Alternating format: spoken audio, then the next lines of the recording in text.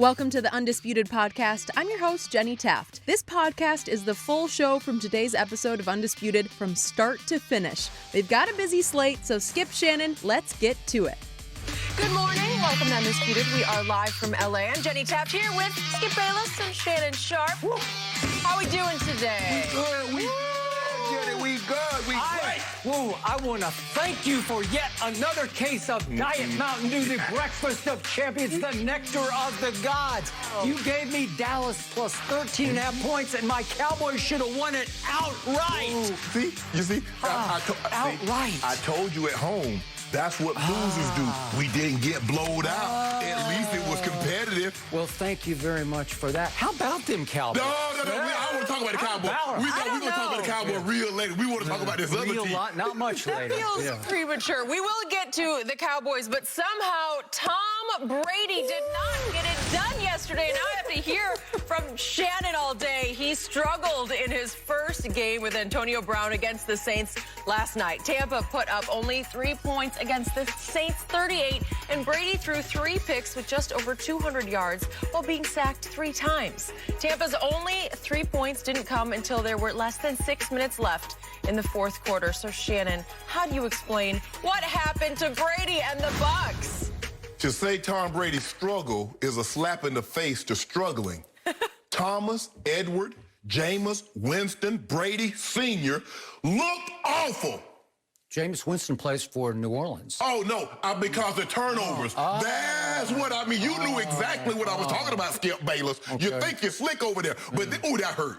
You watched it last. I saw you tweeting, and I want you to listen. Do you follow me? No, I don't follow you. Wait, are you talking? Do you have your own show now? No. Oh, okay. Skip Bayless. No, I'll just go home if you want me to. What you do is that you know people are going that follow you is going to retweet me what you said. That you need to stop that.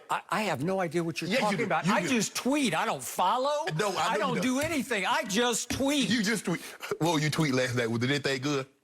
You know what I was thinking, Skip? Tom Brady think they won the game. Tom Brady, 70 million people think they won last night. Really? Yeah, they do. Skip, look, this Tom needs a clean pocket. Give Dennis Allen a whole lot of credit. They got 4-man, and they got guys, Skip, you know, they got those 2 guards at Angola, Jack Rabbit and Lattimore, that can put hands on people. I love what they did. They say, Jack Rabbit, from the start, you're going to take AB. You follow him around. If he goes to the slot, you go to the slot. He goes outside, you go outside. Lattimore, I know you despise Mike Evans. He despises you.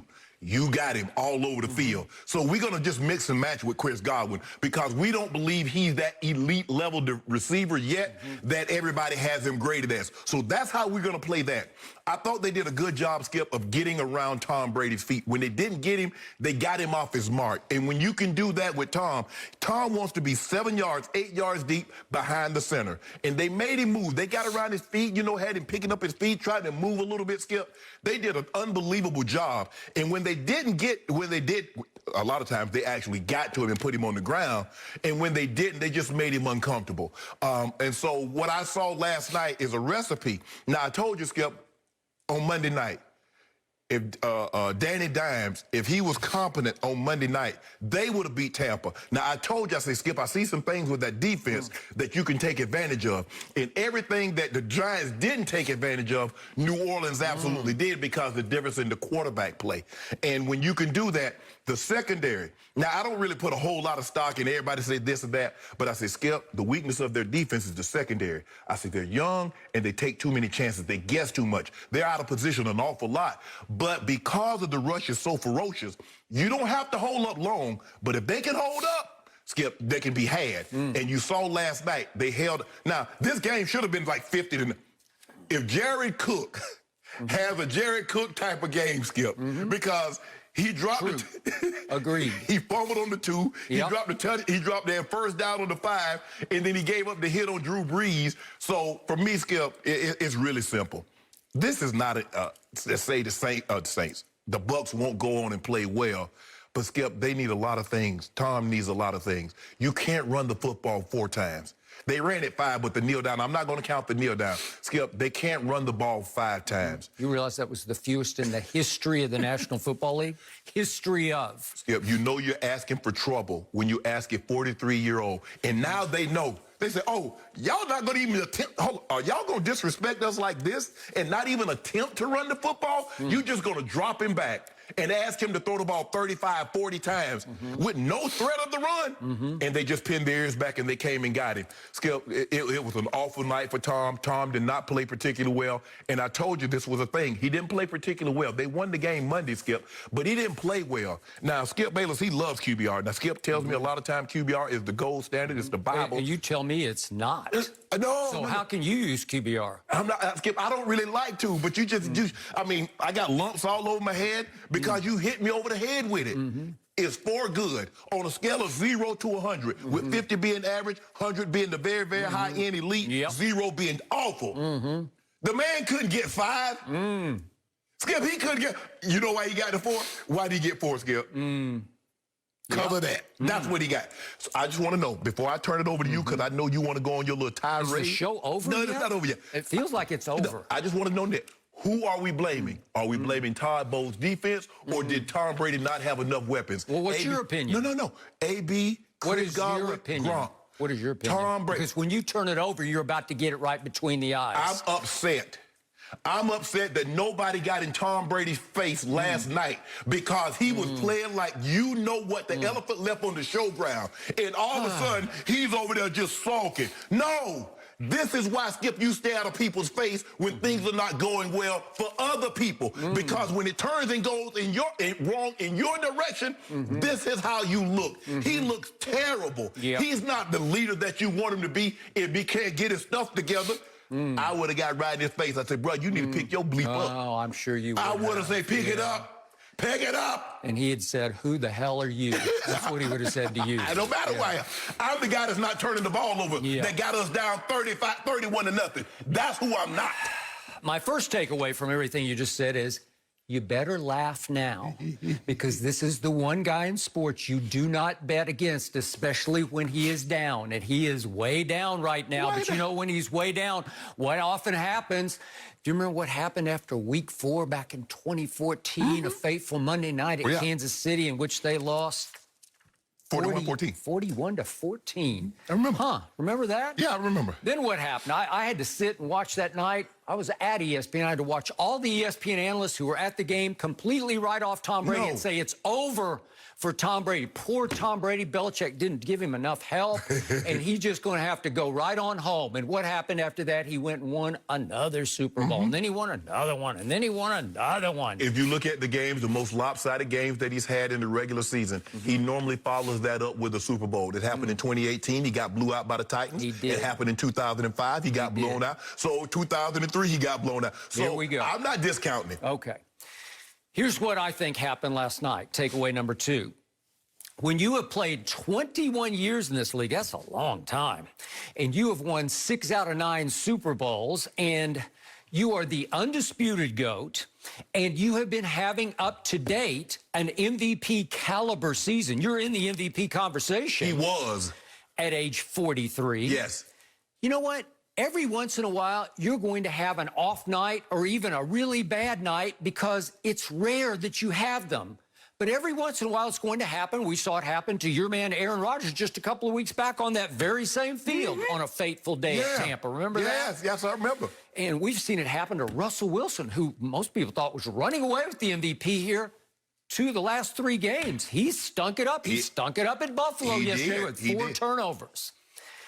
Last night was one of the 2 or 3 worst games Tom Brady has ever played. Period. End of story. True. But here was the painful irony for me of last night. It was actually a double Jeopardy night, if I can make that reference in homage to the late, great Alex Trebek. Yes.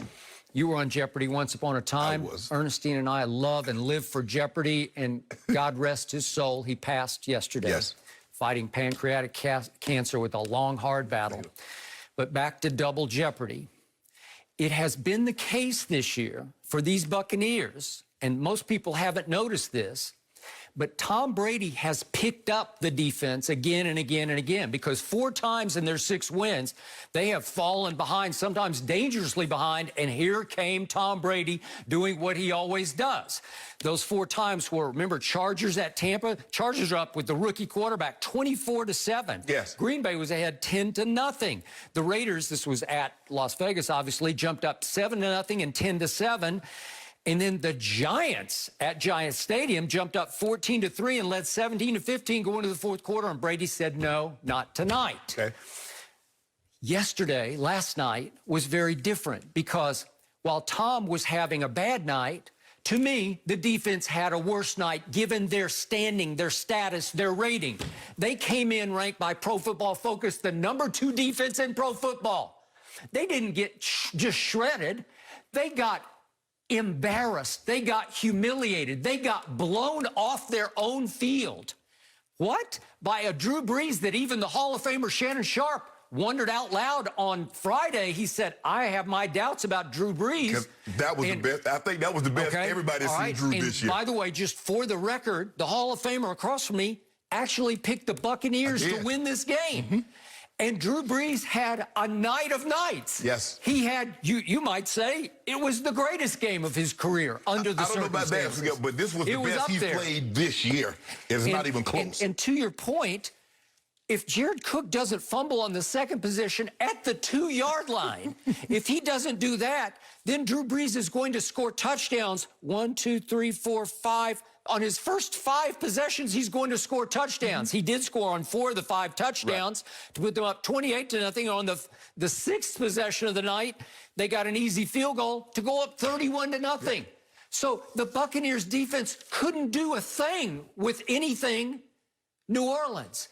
And New Orleans, to me, has 2 secret weapons. They have Taysom Hill, who just flat out bullied them last night. Whatever he wanted to do, throwing it or especially running it, he just did it again and again and again. They couldn't get the man on the ground. Am I right? He was. And I believe the second secret weapon is Jameis Winston, who obviously was a Buccaneer for a good while, and he knows this whole group inside and out. He knows the offense, and he definitely knows the defense. Oh, he put a lot of time in it. Hey, he put a lot of time with Dennis Allen, saying this is what they do. Here's the check. With Drew, too, just saying, this is his weakness. You can get him here because he practiced against them every single day. Right. So you got 2 secret weapons, and now we go back to Tom Brady. Tom Brady is no different at 43 than he was at 33 or 23. He is not mobile. Nobody ever, he ran the ugliest 40-yard dash in the history of 40-yard dashes. Might have been the slowest, too, for a quarterback. You got it.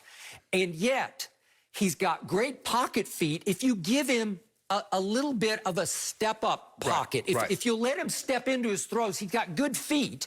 He just can't escape. So last night, from the first snap of the game, the Saints were all over him. Well, if you do that, if you can collapse his pocket and not give him any step-up space, see first Eli Super Bowl, in which Brady should have won at 14-10, but lost at 17-14, because it's hard for him to operate without just a split second more. He needs the 1 split second to read it, speed read it, step and fire without hesitation. Some guys, Skip, can slide and throw. He needs to step forward up. He needs to step into the throw. He's 6 feet 4 inches tall, but he will wing it. If you just give him a little bit of time, he will pick you to pieces. And we've seen that happen again and again this year until last night. What happened on the first play of the game? Cam Jordan collapsed the pocket, and that was really the only rush he had the whole night because he registered no stats on the night. And what happened? He slaps Brady in the face. We're about to talk about the Dallas Cowboys in just a moment, and Jalen Smith barely brushes Ben's face mask and gets 15 yards, and Cam Jordan swats Brady in the face. Maybe this would have created a little bit of momentum, but he obviously blew up the pass, which was floated into the flat, and they didn't call it. And it was a sign of things to come because here they came. And I got to tell you, I don't know if people know who Trey Hendrickson is, number 91. Hey, he's going to make first-team All-Pro. I swear, this is his breakout year. They could not block him last night. Remember, it was the first game. I know. I got it. When B.A. said Donovan Smith had his worst, he had his worst game of all the linemen because of that guy. Because of that guy. A third-round pick out of Florida Atlantic who just came from nowhere and wreaked havoc on Brady. Once you get Brady off his spot and out of his rhythm, he can look really bad. And last night he looked really bad. What happened last night that was different from the first 6 games? What was the huge new factor for the home team last night? His name is Antonio Brown. And when he was playing over the last 5 years, you could make a case he was the best receiver in football. Tom Brady doesn't just like Antonio Brown. He's in awe of Antonio Brown. And so I said Friday, this is a little dangerous to throw him into the mix. I wasn't sure how much he was going to get thrown in game number 1, but they threw him in probably because Tom pushed he gave me the second play, Skip. He didn't start, but the second play he was in. Possession, right? Was it second play? The second play. Yeah, second play he came in. Would you believe Antonio Brown played 39 snaps last night? That was 78% of their offensive plays. That means that Chris Godwin played 47 and Mike Evans played 43, but the third receiver in snaps taken, Antonio Brown. And what did Tom do on the second possession when they're backed up off the fumble at the 2? He's in his end zone. He just says, I'm going all out to AB. And he is under fire, under duress, against the wind in the first quarter, and tries to throw a 70-yard pass to Antonio Brown, who was not open. Oh, he was open. He had it. No, he didn't have him. If that was my homeboy, that's a touchdown. Oh, but he didn't have a step on him. Yes, he did. I thought he was covered. No, he had to stop. Covered. He slowed down to keep Jackrabbit from breaking it up. The point was that you're forcing, and then what happened on the first interception, if we could see that? Antonio just pulls up and stops. That was going to be picked anyway, Skip. I don't think it was going to be picked. I think it was going to be a collision. Oh, you thought he'd broke it up. Okay. Well, I just think but it was going to be, Antonio was going to have to really go up and grab it at about, how tall is Antonio? 5'10", maybe? Yeah, 5'9", 5'10". So the point was, that was a bad idea. That's force feeding. Right. And I thought he was looking for 81 all night, which is a weird number for him to be wearing, but he's wearing 81. And I'm looking, and I can't find AB, but right? Skip, this is what I said, and a lot of other people said, you got to be careful, is that, yeah, you like AB, but you come in and you force feed him. All the other receivers, they're like, hold on, bruh. He just got here. I agree. You giving him these kinds of targets? And that's the thing, Skip. And that's why a lot of people was real hesitant to sign AB, because your chemistry is so good. You got 2 good receivers that you're trying to keep happy. Because I'm sure those 2 are thinking, if it ain't broke, why are we trying to fix it on the fly? We're 6-2. Right. We're favored by, I think it was up to 5.5 points. Yes. And we're at home, and this is our revenge game, Right. and this is our game, and all of a sudden, you're trying to make him the focal point of our offense. Right. It's hard. I don't look, it's a pay me now to pay me later. Right. Do I want AB to find his groove, to be blended in? It's going to take some time, Skip. You got to realize, I don't care how fast. Oh, he looked great. Yeah, he looked great in shorts. He looked great against air. Now you asking him to come in and run routes when people are actually putting their hands on him. So it's going to take him a while to get his footing, Skip, to get used to the speed of the NFL game again. It's been the second week in September since he's last played? So you're looking at 14 months. Okay. So why couldn't they run it? They fell so far behind so fast. They really couldn't even afford to try to run it. You could argue, well, you should have tried to balance it up a little bit. You got to try something, Skip. But again, they just kept trying to throw it because they were down 14-0 like that, and then it's 21-0 like that, and they're just saying, we are desperate, we're going to throw it every down. Well, no, not just like that. Did Tom Brady not get possession? Yep, the he 3 did. and outs. So in other words, and see, the defense and offense worked hand in hand, because normally if the offense can keep some drives going, the defense get an opportunity to rest. Where the defense gave up a touchdown on their first possession, the Saints get the ball, march down the field. Okay. They kick the ball to Tampa Bay. Tampa Bay goes 3 and out. They right back on the field. They're like, hold on. They just said, D, you back up. Okay, it's 14-0. They say, whoo, okay, time for to get something going. Guess what, Skip? 3 and out again. The defense are right back on the field, Skip. They can't even get a rest. Usually, if you give Tom Brady 3 series, he'll start to figure it out. Right. did not happen soon enough. Some in the second half, he started to click a little bit, but it was way too late. When they tried to speed the tempo up, and I think BA says, look, we're going to speed the tempo up. We're going to try to go in a hurry, Skip, because that's what you got to try to do. You just try to go up to the line of scrimmage, call plays, not let the defense, and hopefully you can wear them down. But the Saints played well last night. Which brings me to the guy who is Tom Brady's all-time favorite receiver named Rob Gronkowski.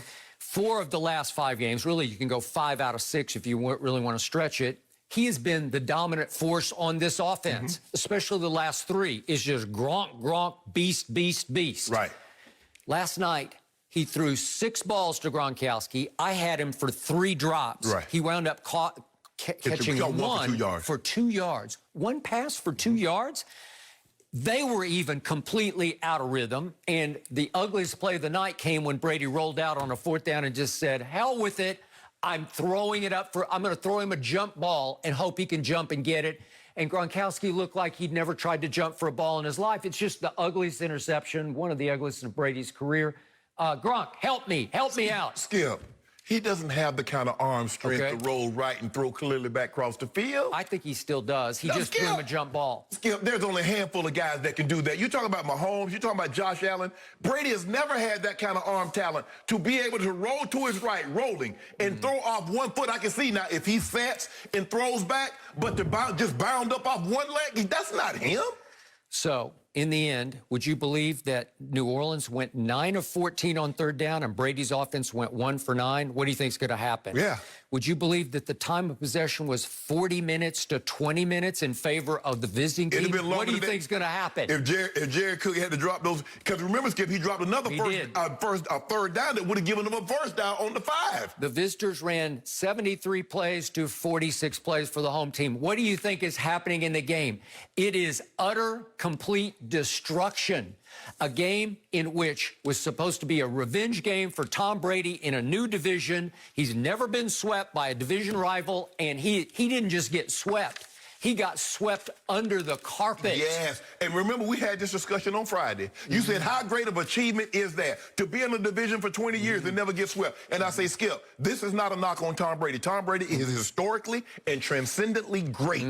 I say, but the teams and the quarterbacks that played in that division is not. Now, you look, he's in a new division, 1 season, and he's already gotten swept by a division opponent. Something that didn't happen in 20 seasons. Why? Because he's playing a team that's equally as comparable, and the quarterback can level the field. And even though he's not playing against Drew is not playing cornerback or safety, he's actually playing against Drew because Drew knows he has to match Tom Brady. None of those other quarterbacks, they see, like you tell me, they look and see, they see LeBron James, they over there already quivering. Well, the other quarterbacks in that division, when they saw Tom Brady, they're like, man, I can't compete with that. Drew Brees said, bull jive. If I don't, Skip, who has the most passing touchdowns in NFL history? Well, you know who. I don't know who. I want you to tell me who. We just saw it last night. Who? What do you have, 4? How many your guy have? Well, obviously had none. But my guy came into the game leading the whole league in big-time throws, said Pro Football Focus, and leading the whole league in fewest turnover-worthy plays. He had a bad night. So let me ask you a question. First one all year. Bad night. So I want to know, when I look at his stat line, he was 22 of 38, 209. He got sacked 3 times. So those 3 interceptions, are they turnover or turnover-worthy plays? Because I don't know how to judge it. So should I judge it? They're both. They are both. They count for both. Now, I know a guy that's 25-1. I know another guy that's 24-2. Now, is that pretty good? Well, I know another guy named Tom Brady who's still 6-3, and I don't think he's done yet. I don't know. They got 7 games left. He's 6-3. That had last night ain't got nothing to do with 6-3. You see what you always try to do? You try to shift it back. Well, he's been to 9 Super Bowls. What good did that get him last night? Well, he was playing without one of the best guards in football. Ali Marpet did not play last night with the concussion. Let's get him back. Let's see what starts to happen as they start to click with AB. Let's see what happens next week at Carolina. Carolina almost beat Kansas City at home, but everybody almost beats the Chiefs at home. They do. Everybody. But why didn't they? Because Kansas City got the best player in football under center. Yeah. So not a guard. You mean the guy who was lucky to win 1 Super Bowl? That guy? So now all of a sudden, They were playing, I mean, all these weapons. You tell me all these weapons. He got AB, and he got Godwin, he got Gronk, he got Brake. Ever he got heard Mike of Evans. having too many weapons? No, I ain't never. Too much of a good thing? That's what I saw last night. No, you can't have too much of a good thing. And bottom line to this, that was the most shocking outcome since I saw your Denver Broncos get annihilated, I'm sorry, by the Seattle Seahawks in the quote-unquote New York Super Bowl. Yeah, remember Super that? 48. 43-8. Yeah. Since that game, I have not seen a more shocking outcome of two good teams matched up where I thought it was going to be a very good, close game. Well, the thing happens, Skip, when it goes downhill and you can't run the football and the other team know you can't run and not going to try to run, and they can just rush your quarterback, nobody can stand up to that. The Saints have their number. No, They do. Yep. They do right now. Tom was atrocious. Oh, Windows Saints. Horrible. Go marching. No mercy. The undefeated Steelers were barely able to sneak by the Cowboys despite being heavy favorites yesterday. Garrett Gilbert got the start for Dallas and was able to pass for a touchdown, but also had one interception along with 243 yards. Dallas led by as many as 13 and was ahead for most of the game until Pittsburgh's game-winning touchdown with just over 2 minutes left. So, Shannon, what was the biggest reason the Cowboys didn't hang on to win? Skip, I just want you to know this. I'm 52. This weekend was one of the top 3 weekends of my life. After Saturday, I really didn't care what happened. And I'm talking about some of the weekends that I had in my early 20s in Daytona, Black College Beach week. I'm talking about the 20, 30 weekends that I had in Vegas in my mid-20s and 30s. This was the best. This was one of the top 3 weekends of my life, considering Saturday and then what happened. So what happened, anything that happened after Saturday, Skip, if you'd have came in here and beat me up, if I'd have lost 50 cases, I wouldn't have been upset. But since I got sweepstakes and I get to gloat, because you know I don't even like gloating, because I don't like to do this to you, because, you know, you're such gloating about what? Hold on, let me finish. I don't like doing this to you because you're such a good person. You have such a big heart. And I don't think people really, that doesn't project on TV. But you're really a great guy, Skip. There's nothing I wouldn't do for you. A lot of people they do think I have a big heart. Nobody people who watch me on TV think that. No. The people that watch you on TV don't think you got a good heart. It's the people that meet you. You ought to stay after one of our road shows and talk to people. You never stay because you don't have a big heart. Skip, you know what I love about this? Because the Cowboys was ahead for about the entirety of the ball game, until late in the ball game. And I could give everybody, all the Cowboy fans, they were just blowing up my timeline. What you think about that? That's an undefeated team, and we beat them. Yada, yada, yada. And then all of a sudden, Carly Booker, the guy go to get my haircut, he won't take my call. He sent me a text back. They cheated us. We should have won that game. We almost won. I'm seeing on my mentions, do you know that was an undefeated team that we almost won? I'm like, hold on, wait a minute. I thought Herm Edwards said you play to win the game, not to almost win the game, not to cover the spread of the game, to win. Now, the thing that I love the Cowboys' offensive strategy, Skip, because what it seemed to me early, what they were going to try and do, we're going to make Bud Dupree and we're going to make T.J. Watt cover. Those are rush guys. Rush 3-4 in, Skip. They ain't trying to do nothing but come rush the quarterback. Put him in space. Let's see how you do with C.D. Lamb. Let's see if you can cover these guys on some of these over routes. No, but that's more Pittsburgh's choice than Dallas's choice. No. I can formation you and make you walk those guys. You ain't got no choice. Okay, you can. I don't think so, but go ahead. Yes, I think so. Because that's what teams try to do, Skip. They try to, if you just let Bud Dupree and T.J. Watt rush, you're asking for trouble. Now, they made it different. They made it difficult for Dallas because Dallas, they got a couple of runs. I was like, well, dog, I didn't know Pittsburgh was going to give up runs like Tony Pollard yesterday looked like the better runner than Zeke. I've been trying to tell you that for months. Skip, I think the thing is we need to become resigned. Zeke is going to be your bullback. And what I mean by that, Skip, if it's 3rd and 1, 4th down. I'm not sure to this point he can even get that. Well, Skip, he kept his leg driving. He got you some tough yardage.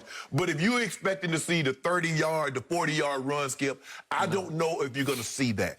I'm going to give Gilbert some credit because I thought he played well early. But he missed some throws also that allowed the Steelers to stay in the game. Skip, when they had the momentum, you got to put separation because the Steelers can't run the football. And I think we're going to talk about this a little later, Skip. And that's one of the concerns that I have about them is that when they got a lead, Skip, they can't get 2 tight end, 4-minute offense and control And Mike Tomlin, I don't know what the hell you were thinking. You better kick that field goal and go up 8 and make a team score a touchdown in a 2-point conversion to beat you. Don't you let Ben. Oh, Skip, you had just gotten stopped early in the game on a 4th and 1. You got stopped. You had just missed a couple. You'd missed an extra point and a field goal, and you'd gotten another one blocked. Yes. So he said, I'm not going to risk it. I'm going to put this game away. But they didn't put the game away. Not with your running game. Now, if that's the Tennessee Titans, Skip, you put that game away. That's not, you don't have that type of situation. Skip, the reason why you lost this game is simple. Skip, I can say, well, Gary Gilbert didn't do this, or you didn't run the ball. Too many penalties. Skip, you can't commit those kind of penalties late in the ball game like they did. They got holding. I mean, they got a couple, they got, I think, 5 accepted penalties. The Steelers got a first down on 1, so they declined it. So they got 6 penalties in the 4th quarter. Skip, that'll get you beat. And that'll get you beat. And that's the thing that drives coaches crazy, is that the mental mistakes in a ball game, especially in crunch situations. The Cowboys, I love what I'm seeing from D-Law. Skip, that's the D-Law that got that big money. You see the way he coming off that edge? You see the way he hustling? That's what I knew he always had in him. Now, there's another guy, Skip. They moving. Wait, is the show over yet? Do I get to talk? I don't know. Skip, I don't know what's going on with your boy Jalen Smith, but I'm not seeing it. And I know you're not seeing it. I have seen it. I've seen new effort and energy. Skip, you got to make plays, Skip. This is a play league. But the Cowboys, Skip, give Gary Gilbert credit. He played as well as I thought he could possibly play. I didn't see this. Now, they got tape on him. They got tape on him, not Skip. Well, they had a lot of arena tape on him. You're talking about some arena. For real, Skip. He lit it up in the Arena League. He did, Skip.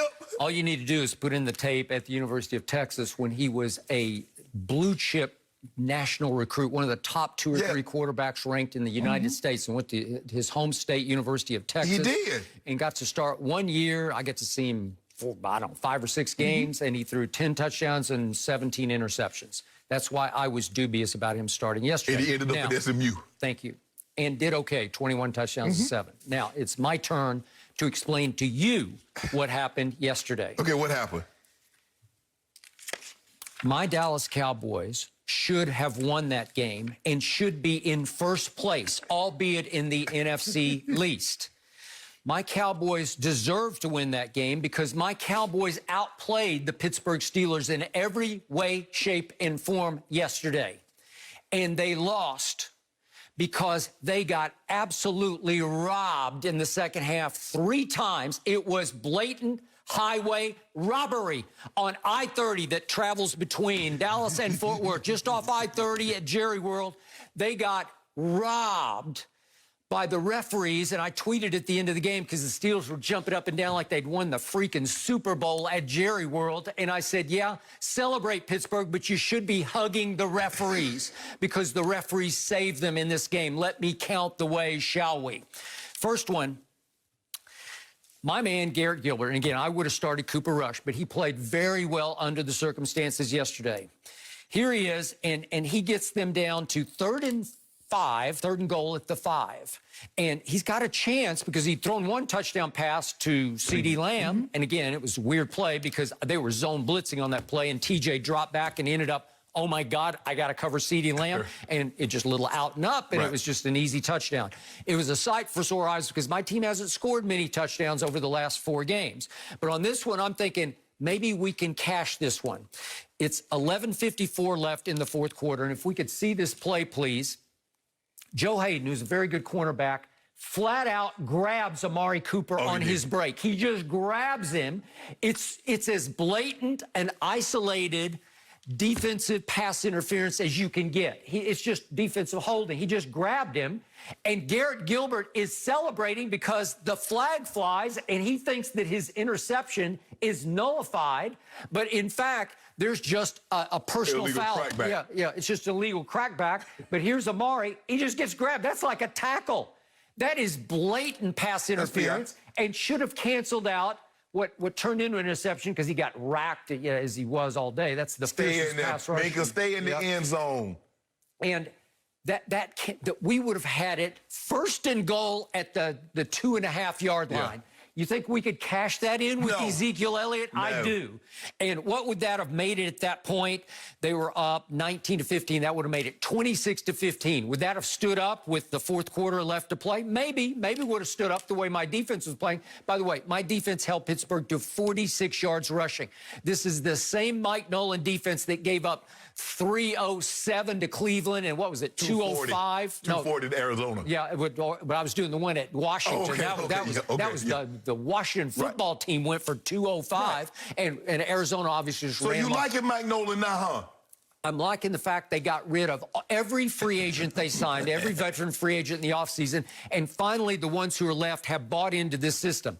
I would have fired him at that point because I would have rather them do it with all the free agent talent that they have, but they're doing it with a lot of young players. And all of a sudden, how about Neville Gallimore, University of Oklahoma? I kept telling you after they drafted him, he can disrupt. Well, tell me why that makes sense. You draft the guy in the third round and you say he's the guy, but you signed two guys to put in front of him. Yep, but the point was he didn't get to play enough yesterday because every play he played, he disrupted. Yes, right. Now we get to the most egregious robbery of the day. What happened? And it comes with 8:36 left. It's 1st and 10 at the Dallas 48 for the Pittsburgh Steelers that you loved yesterday. They were your team yesterday. And finally, Ty Crawford got to Big Ben Roethlisberger. And finally, he rocked him so hard that Big Ben coughed it up, if we could see this. He coughed it, and Aldon Smith gets it on a bounce. Thank you, Aldon. And he is off to the races at about whatever he weighs, 300 pounds. And he runs this ball all the way down to the Pittsburgh 21-yard line. I'm thinking I got a great chance to win the game because now we're getting later in the fourth quarter. But do you see what happened with Jalen Smith? He pushed him down. He didn't push him down. He chucked him at 5 yards. It was a completely legal chuck. You are allowed by rule to have one shot within 5 yards. Was it maybe 6 yards? Yes, maybe six, maybe 5.5. He chucks Ebron, just gives him a shove, which is completely legal. Did he grab him? Did he pull him down? No, he did not. Did he hold him? No, he did not. He just pushed him, and it looked like Ebron flopped or tripped and fell on his own. That was Claypool. Was it Claypool? I thought it was Ebron. That was Claypool. Sure? I guess that was Claypool. Okay, well, that's even better because Claypool's smaller, although they're probably about the same size. Yeah. But the point is that is as legal a play as you can get. And some idiot referee who hates Jerry Jones. Don't do that, It's Skip. at Jerry World, and they hate him. They don't like him sitting up in the box. Subliminally, they're thinking, I got to throw a flag on Jerry. I got to throw a flag on Jerry. And he sees him go down, and it's like, I got to throw a flag because he did something illegal. I don't know what it was, but he did something illegal to knock that man down. And he throws a flag, and it nullifies the play that wins the game for my Cowboys. That is absolute highway robbery. I want to see what the NFL has to say about that play. That's within the rules, as legal as you can get. That's exactly what Jalen Smith should have been doing at that point. The thing is, I think the difference was, and there's really, right, Amari Cooper was interfered with. But I think what happened is because Ben was about to throw the ball to Claypool, and the referee sees he gets shoved to the ground, and then Ben brings it down. I think that was the difference. Amari Cooper was interfered with. There's no ifs and buts about it. That was PI. You can't do, you impede, first of all, you impeded his progress. That's what you did, first of all. So you just, in the back, and the guy's standing right there. Thank the you. back judge standing right there. I don't know what the hell you looking at. It's an isolated event because it's not in traffic. Right. It happens so isolated, and he's primary, and it's clear the ball is going to Amari, and he's got a step on Joe Hayden. You know what I was thinking, Skip? I was thinking you saying on 4th and 1, they should have went for it instead of kicking that last field goal. I was thinking you was going to say that. I was thinking you was going to say, you know what? Just go for it and just end it right here, right now. Okay, which one? For Pittsburgh? No, for the Cowboys. No, I was good with that. You was good for the field goal? Yeah. Now, again, I would have gone for it in the early one when they're in their territory because I just, you're a hopeless underdog. Just go for that one. But they did, and they kicked it away, and they got away with it. But on this one, at that point, you're just trying to hang on and win the game, and I will take the 3 as long as he can make the kick, and he did make the kick. He made the kick. Okay? So what's the final one? What's the next one? It's the Jalen Smith play on Ben, in which Jalen blitzes, if we could see this. He got him, Skip. And he barely brushes the front of his face mask. Skip, he just brushes. He just brushes the front of his face mask. Okay, by the letter of the law, that's a foul. Right. But I just showed you the one on Brady. Brady got whacked in the face, and Jalen Smith gets called on this. You know why? Okay. You know why? It's a clean path. The ref is standing over there, and he can see it. If you look at the one that Cam Jordan had, Skip, yep. the offensive lineman is between the official. Because it's a straight-on blow right to the face. Right. This is raking because he's trying to get the ball and accidentally rakes, just brushes the front of his face mask and hits his shoulder. Right. It hit his shoulder more than it hit the face mask. Sometimes you don't have to referee by the letter of the law. You just say, let that one go. No, you can't let that one go. You can't let it go. Do you realize that is 3rd and 10 from the Pittsburgh 21-yard line with 4:03 left? Yeah. If you don't call that, they're going to have to punt from their 21. Dallas is still up 19-18. Again, 4 minutes left. Yeah. I don't know. We're going to get good field position. Nah, we're going to drive it. Maybe we're going to get another field goal, and you are going to be cooked. My team should have won this game because it played well enough to win this game. No, you didn't, Skip. You said you can't make those mistakes in the fourth quarter. What mistakes? You can't make them. What mistakes? Jalen Smith did not make a mistake. Skip, he hit the man in the face. That's a PA. No, on the first one. On the he shoved the man. Skip is 5.5. It was 6 yards. Actually, it was 7 yards down the field, but okay. It was not 7 yards. It's right at 5. You have to give him a little bit of a leeway. No, we give you enough, Skip. It's a foul. You know and I know that was not a foul. I can tell. And even on CBS, the great Jim Nantz even questioned that call, and Jim does not question calls. And he subtly said, Tony, are you sure about that one? To Tony Romo. Jim is secretly for the Cowboys. No, a lot of people, And Tony Romo, I could have just imagined. I had a sound, but I could imagine he had pom-poms up there. He did not have what a great job Garrett Gilbert is doing, and they're doing a great job of moving. Jim Nantz is all about Houston. He played golf at the University of Houston, so it's not about Dallas for him. Skip, sorry. I love the fact that you actually thought, and you and a lot of Cowboy fans, y'all actually thought y'all was going to win. Well, we had it. You didn't have nothing. The referees stole it from us again. You know what? You know what? This is as snake-bitten a year as you can ever have. That was our 4th-string quarterback who played very well.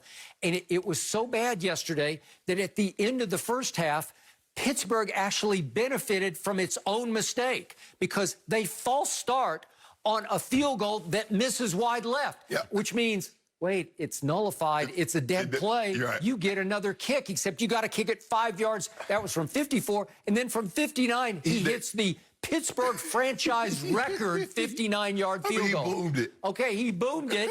And again, I need points. You know, I need 3 here, 3 there, 3 here, 3 there, because this would have been the upset of the year in the National Football League. And anybody who watched it from start to finish would have to sit back and say, you know what?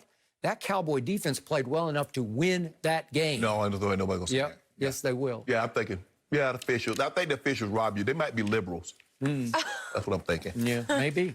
Well, the Cowboys still 2-7. Yes, that is the record. So did not get it done yesterday, but you know, remains undefeated. 2-7, yes. Tua Tagovailoa. Guys, we're moving on to talk about what he's doing.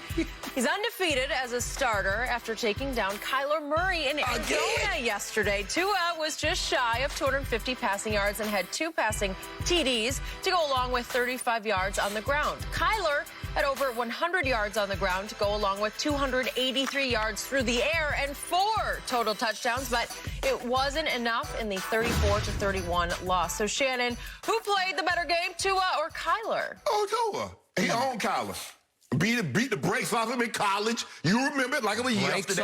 Brakes. The score was 28-0 at one point, and St. Nick called the dogs off. You know it, Skip. Kyler had more than 400 combined yards in that game. And guess what? He had more than 300 combined yesterday. But guess what he combined? He put an L in Alabama, and he put an L in college, and he put an L yesterday. So he 0 for 2. Kyler Murray, your guy. Who had the better defense in both games? Whoa. Yeah, Don't do that. There we go. Don't do that, Skip. Don't do that. Look, I told you that Tua would play better because they would ask him to do more, and he would need to do more considering who was on the other side. Now, he got off to another comfortable start, Skip, because what did they do? Another scoop and score. It's real easy, Skip, before you even get on the field. It's like, we say I'm done. I'm sitting pretty. And that's what they did. They forced Kyler to turn the ball over. He got a little careless with the football, and he's going to have some of those, Skip. I've never seen a quarterback hold the ball in one hand more than this kid. Be it left, right. I mean, he got the ball and he pulling over somebody's head. I mean, like it's a magic trick. But Tua, Skip, the throws that he was making, the touch that he has, Skip, by the numbers says he's the most accurate, the QBR, the most efficient quarterback in NCAA history. The question I've always had, not his ability, can he stay healthy? Is he going to be able to stay healthy? And if he can stay healthy, the numbers are going to come. I believe Miami has the right guy. Joe Burrow is playing unbelievable. Justin Herbert played another whale of a ball game. Skip another 300, another 2 touchdowns, but still somehow they find a way to lose, had an opportunity to win the game. But if you look at some of the throws that he was making, Skip, on the move, they did a good job. I thought Chan Gailey did a good job. Congrats, Chan. Of moving the pocket, getting him on the move. Let him show his athleticism. Don't just leave him there stuck in the pocket where they can tee off on him. He's making it. Look at this, Skip. Look at that. Look at that throw right there. Ooh! Dropping it in the bucket. Was that in slow motion? No, just see, there you go. See, you're such a hater. You're such a hater. You don't want to get him back. Look at that. Look at these throws right here when he dropping dimes. Huh. Oh, Tua last week, he only had 90 yards. You know what? I'll give him this. He's got great hang time on his throws. You're such a hater. 20 of 28, 248, 2 touchdowns. They sacked him. He held onto the ball. He made some great throws, Skip. I thought he played unbelievable. And guess what he did? Now, Skip Bayless has already told me, first 3 quarters, doesn't even matter what you do in the first 3 quarters. It only matters what you do in crunch time. Well, in crunch time, Double T put up 10. Your guy put up zilch. So you tell me which one played better. Okay, I will. Since you have now embraced the concept of QBR, you told me right off the top of the show, it is the stat to judge quarterbacks by. That's what you told me. And I didn't tell you that. Yesterday, Kyler Murray had on a scale of 0 to 100 a QBR of 97. Yeah. Whew. That's right up there near the top. Tua surprised me. He played very well yesterday. At least surprisingly well, because I didn't see that coming. I did. He had an 88, so it was 97 Kyler to 88 Tua in QBR. I'd say that's a significant difference. So the QBR screaming Kyler played better than Tua did. But guess what he Because remember, Kyler had 106 yards rushing. Yes. Rushing on 11 attempts. That's almost 10 yards an attempt. Yes. Phew. Well, Skip, he's going to be like you say, AD and Giannis are PE darlings. He's going to be a QBR darling because of those legs. It takes it into account. Remember Lamar? Yep. And his QBR last year with all those 100-yard games rushing and the 200, 300 yards passing? Yeah, so QBR is going to love him. But guess where he brought that QBR last night? I was open. I knew, because I knew it was going to be so I stocked up on L's. Because I knew it was going to be a hectic weekend, and a lot of people would visit. I hope they sat outside. That's all I got to say. So Kyler threw 3 touchdowns yesterday and Tua threw 2. Okay. Pretty good, but it was still 3-2. So back to your point. The turning point in the game actually came very early with 10:48 left in the first quarter because Kyler, as you said, carelessly rolled out to the right, and he misjudged the speed of one Emmanuel Ogbah, who can fly off the edge, and he can also fly in pursuit. And he tracks down Kyler, who's looking downfield, and actually slapped the ball out of his right hand where he was carrying it like the proverbial loaf of bread. And loose it is on the carpet, and right now that defense is red, scalding hot. And one big bounce up, and all of a sudden it is Shaq Lawson off to the races for 36 yards. It's the equivalent of a pick 6 that a quarterback would throw early. And all of a sudden, to your point, you're down 7-0. And you're going to have to try to climb out of that hole the whole game. You're going to keep fighting and fighting and fighting. And then another key play came much later in the game with 5:20 left in the fourth quarter. They have a 4th and inches at the Miami 40, and Kyler is on the move and on the march. He'd run for another first down. Right. And I'm thinking, just let the little man operate. Right. You know, run some read option, whatever you want to do. Do whatever you want to. Let him sneak it. Let him roll. Just cause the Kyler, do what you want to do. Just do. Yeah, make it up. Draw it up in the dirt. Just let it go. Instead, Cliff Kingsbury says, no, I think I'm going to call Chase Edmonds' number. Chase Edmonds is actually smaller than Kyler is. Would you believe that? He is a little man. He's like 5'9", 200, and Kyler's maybe closer to 5'10", 200, okay? 205-ish, 208-ish. And they tried Chase Edmonds. who's not exactly a bullback, as you call Ezekiel, up the middle, and he gets rocked and stuffed. He wasn't even close. And it was ball game right there because you were in trouble. Right. So those two plays were the essence of a game in which, again, I saw Tua. He was accurate as a soft armor, but he doesn't have much velocity. No, Skip. And he's short. He's almost as short as Kyler is. And the point is, with his hip surgery, he's lost some of his quickness and his escapability. He did have one escape late in the game that went 17 yards, and he actually showed me a little wiggle up the middle. But you know what, Skip? I'm looking at him. He looks like he's lost weight. He doesn't look. He doesn't look. He doesn't look as bottom heavy as in now as he did in Alabama. Okay. So he looks sleeker. Okay, but to me, on his rollouts, I still see a little hitch in the get along. Right. And he said after the game, I felt like I was running in sand. Well, you had career-threatening hip surgery that could do that to him. But here's the thing, though, Skip. I think after a year of training, now you have to realize rehabbing and training are two different things. He's rehabbing to get back to point A. He didn't get an opportunity to train to get to point B and to point C. Now, this offseason, if he has no setbacks, he'll get an opportunity to train instead of rehab. I believe he'll be even better. Yesterday, what you saw is a guy that's gaining more confidence, and they're gaining more confidence in him, and they're putting more on his plate. He's going to get better. The biggest thing, the question that I have, you have a surgery like that, Skip, you have excuse me, an injury like that, and you back in a year. Let that think. You're not just back in a year, Skip, walking around, going to work, doing 9 to 5. You go back in a year playing NFL football. Okay, but even before the draft, the doctors were saying he is 100% healed. Yeah, that's easy. That's easy to say. Well, you should be healed, but you got to get over that hurdle mentally too, Skip. That's the biggest thing with an injury. Man, am I going to be the same? You question, am I going to be the same guy?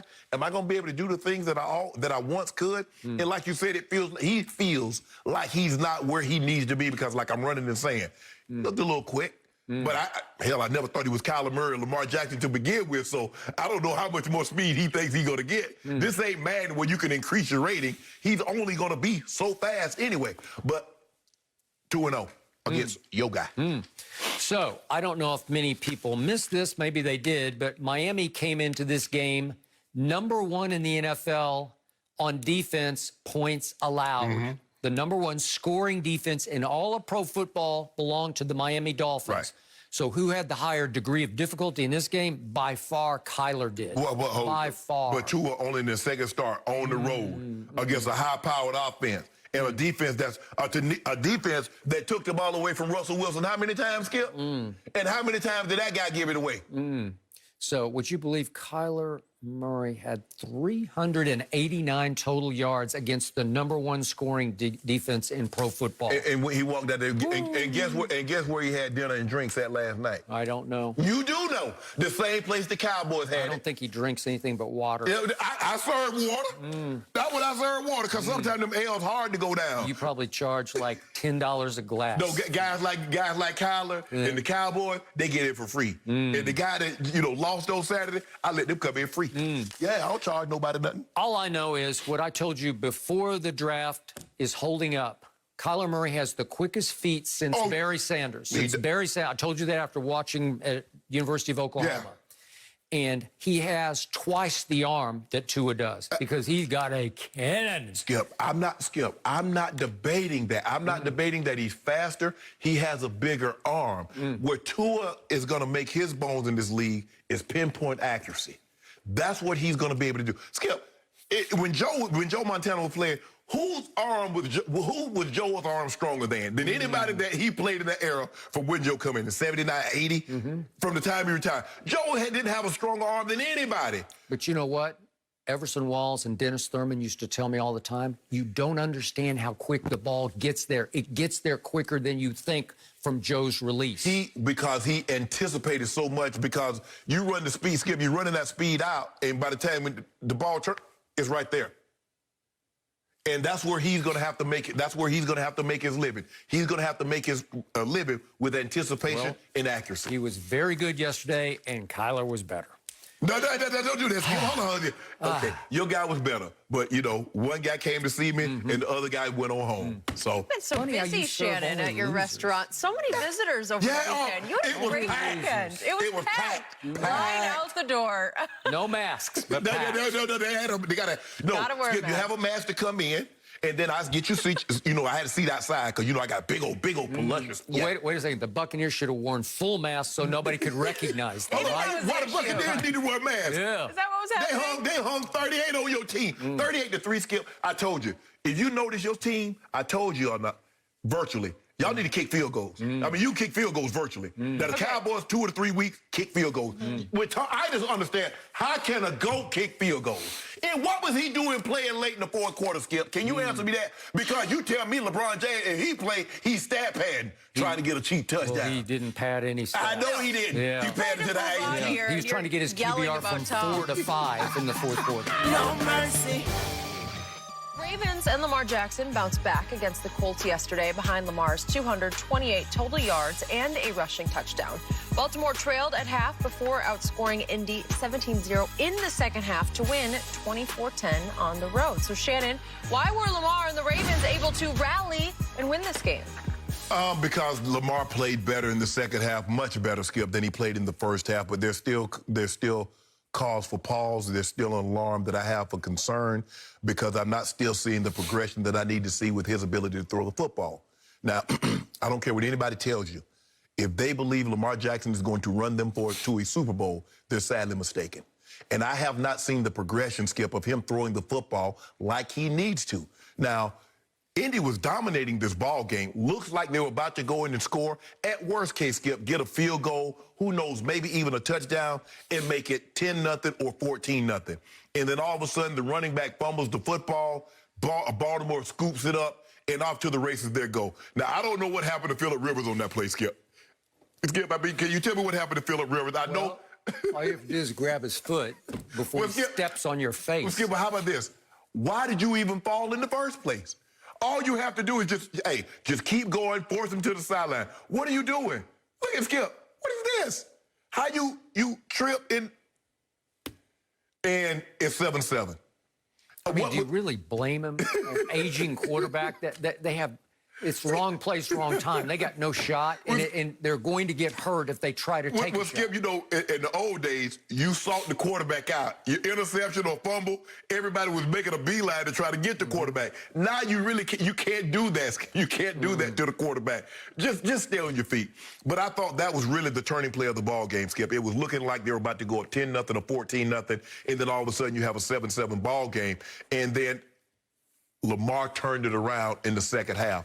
Skip, what we're not seeing from Lamar is that what we saw last year is those chunk plays. Hollywood Brown for 50, Hollywood Brown for 70, the long touchdown passes. We're not seeing that. They're running the football, Skip, and they didn't run it particularly well yesterday, Skip. They had 38 carries for 110 yards. That's less than 3 yards a carry. They're not going to beat very many people. That offense is designed to be explosive with Lamar legs, and when he catch people cheating up, trying to, crowd the box, he throw the ball over the top of their head. They haven't been that. In order for the Ravens to be successful, Lamar's going to have to throw the football. Baltimore defense is for real, Skip, now. They're going to get after you. They didn't sack the quarterback. And one play I thought also turned the game. Skip, that was not an interception Marcus Peters had. That's not a pick, Skip. They're talking about, well, he had it and he took Skip. He never had possession of the ball. That's something they would never give a receiver that, because at that very moment, Skip, Marcus Peters is a receiver. They would never give a receiver a catch on a play like that. So I didn't think, and I still don't think after seeing it, it was an interception. But there were a couple of plays that Indy should have had that were in possession, in control of this ball game, and they allowed Baltimore to hang around, and they found a way to win. But I still have some concerns from what I'm not seeing from Baltimore. They won. Give credit. You never downplay or poo-poo a win. But there are things that I'm seeing, Skip, that still leaves me some cause for concern. By the way, on the Marcus Peters interception, in real time, there was no way that he should have had the ball. In fact, I couldn't even figure out why they were stopping to look at it.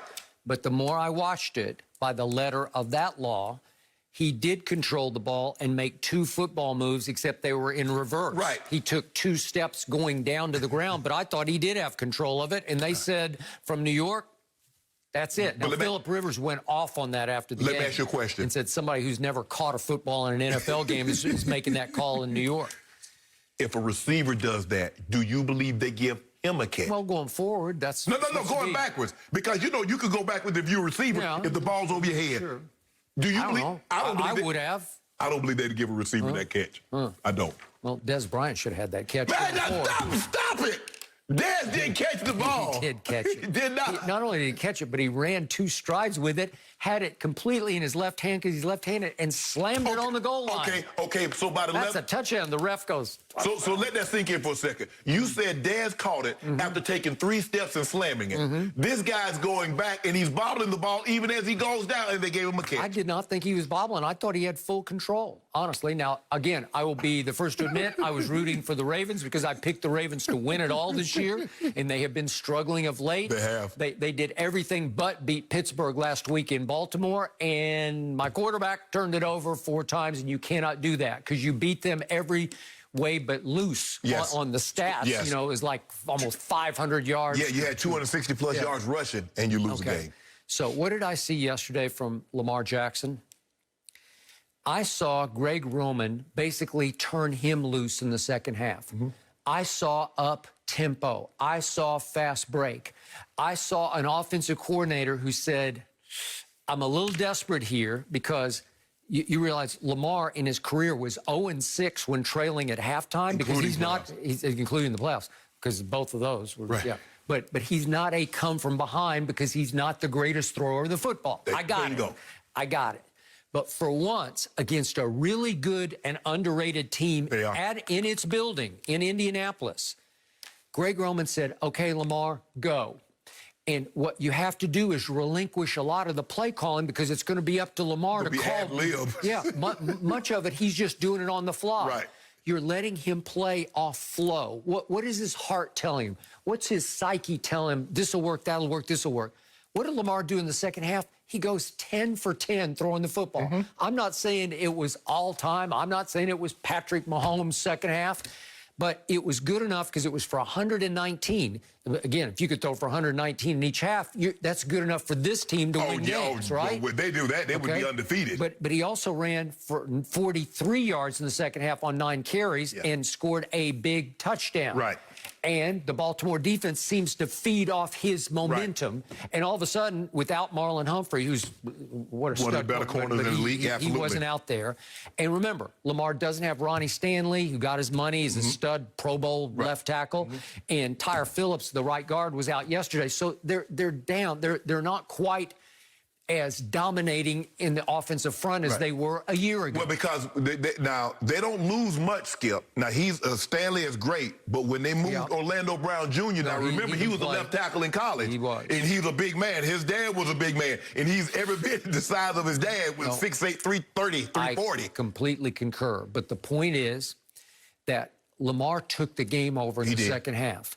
And it was a beautiful thing to watch because that gave him, with that victory, that gave him a 25-5 record as a starting quarterback.